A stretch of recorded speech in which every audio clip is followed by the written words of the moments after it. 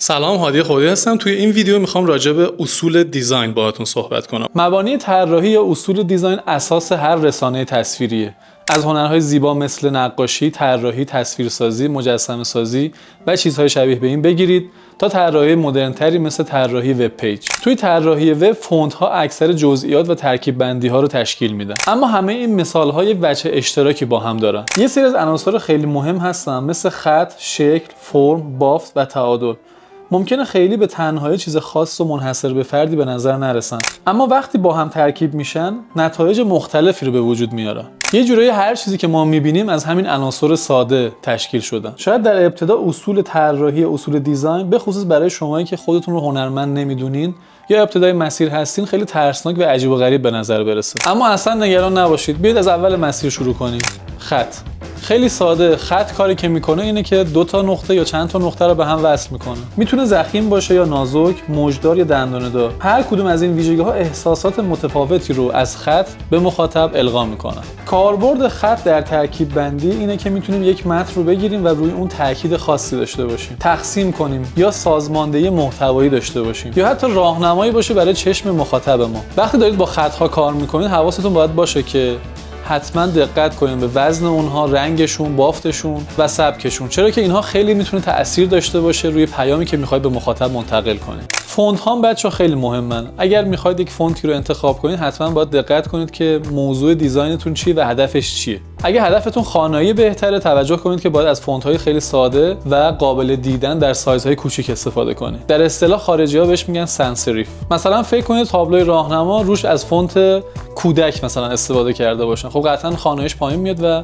اون کارکرد اصلیش رو از دست میده. این نکته که متناسب به کارکرد یک دیزاین باید شما عناصری رو انتخاب کنید خیلی خیلی مهمه.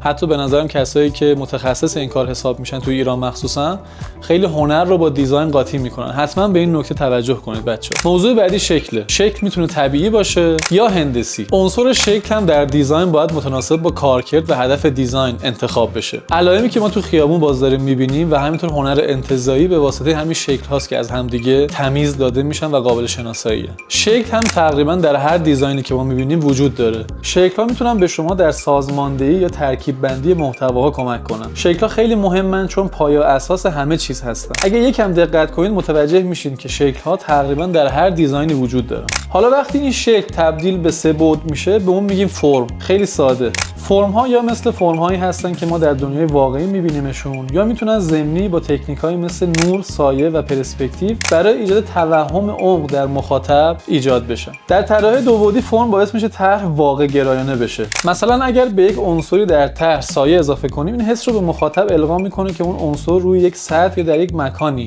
قرار داره. البته بازم میگم هر تکنیکی جای خودش رو داره، به بستگی به هدف دیزاین باید انتخاب بشه.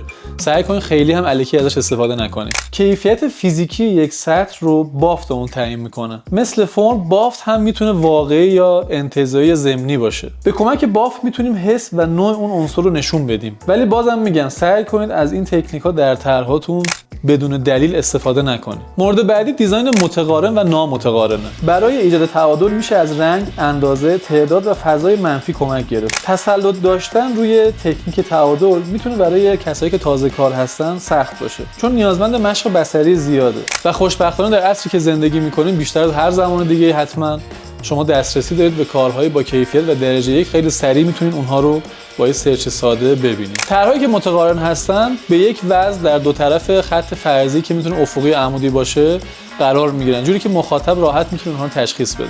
طرح‌های نامتقارن عملکردشون متفاوته. درسته که عناصر شبیه به هم نیستن، اما وزن عناصر در طرح به گونه‌ای رعایت میشه که متوازنه، در عین اینکه خیلی واضح نیست این موضوع.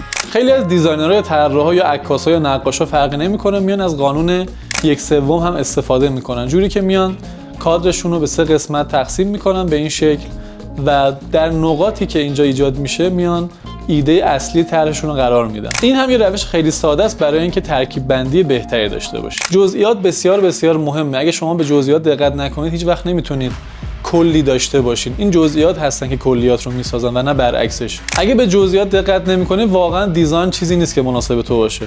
میبینمت.